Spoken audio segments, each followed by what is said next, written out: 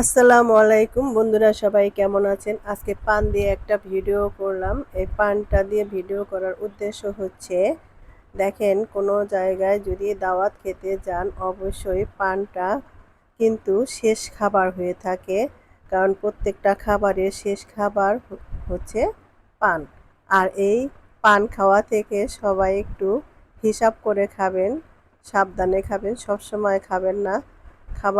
খাবারের আগে যদি পানটা খেয়ে ফেলেন সবাই ভাববে যে আপনি খেয়ে নিয়েছেন।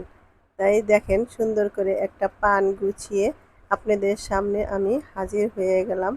আর পানটাও বিভিন্ন মশলা দিয়ে তৈরি করে নিলাম। আর দেখেন খিলিটাও বেশ চমৎকার, এত সুন্দর একটা খিলি করে নিয়েছি, মাশাআল্লাহ। এখন কিন্তু অনেকে খিলিই করতে পারে না।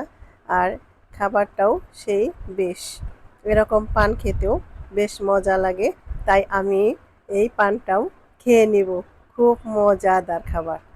পান তো খাবেন না, খাবেন কি? হ্যাঁ, এইবার খেয়ে নিচ্ছি। ও সেই মজা, সেই স্বাদ।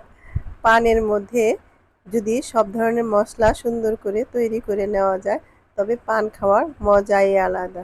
তো ভালো থাকবেন সবাই, আর এরকম মজার মজার পান খাবেন।